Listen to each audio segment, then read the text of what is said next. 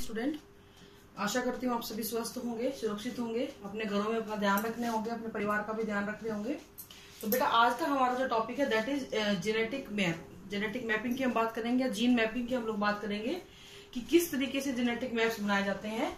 इसका जो आइडिया था that was given by the Morgan. Morgan ने इसके बारे में थोड़ा बहुत बात की थी और फिर उनका एक स्टूडेंट था स्टर्टवेंट, जिन्होंने इसके बारे में काफी एक्सप्लेनेटरी वे में बताया था।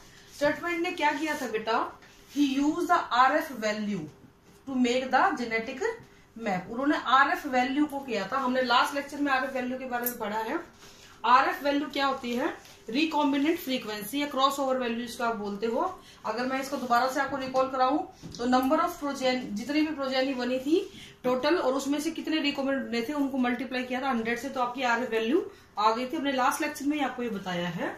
तो मॉर्गन और स्टूडेंट के कंबाइंड इफेक्ट के बाद में ये जो जेनेटिक मैप है, इसकी कंसेप्ट जो है वो एग्जिस्टेंस में आया था। ये लीनियर ग्राफिकल रिप्रेजेंटेशन होती है किसी भी सीक्वेंस ऑफ जीन की present over the chromosome and the relative distance between them. यानी कि हम किसी भी क्रोमोसोम के ऊपर जीन की लोकेशन बता सकते हैं और उनके बीच का डिफरेंस भी बता सकते हैं। इस तरीके से इसको बनाया जाता है। ये मैप हमें क्या क्या बताते हैं? These map tell us about the distance between the gene.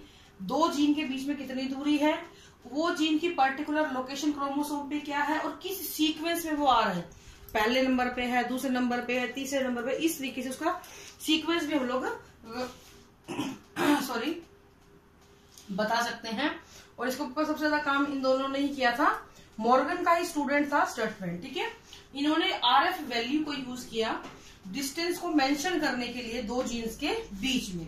दो जीन के, फॉर एग्जांपल ये एक A जीन है, ये एक B जीन है। इन दोनों के बीच के जो डिस्टेंस को उन्होंने RF वैल्यू से निकाला, RF वैल्यू को यूज किया। और उन्होंने किस तरीके से यूज किया? उन्होंने ये बोला कि अगर RF वैल्यू 1% होती है, देखो ये निकाला कैसे था मैं आपको दोबारा से बता देती हूँ, कोई कंफ्यूजन नहीं होना चाहिए आप लोगों को।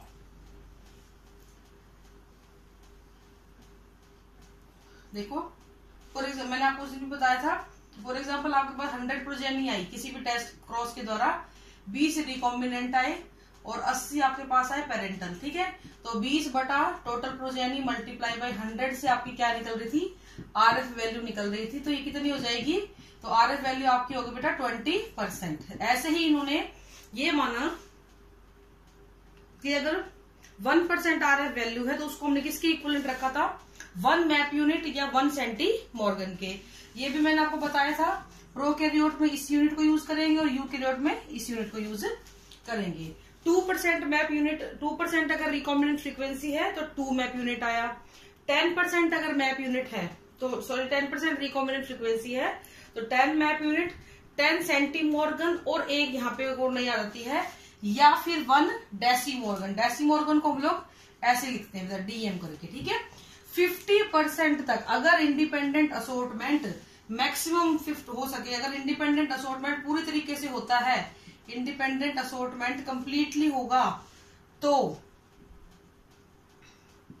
RF वैल्यू जो होती है वो 50% तक चली जाती है। 50% से होती है, 100% ये कभी भी नहीं होती है। लेकिन फिर भी 100% RF वैल्यू को क्या बोल देते हैं हम लोग? मॉर्गन बोलते हैं।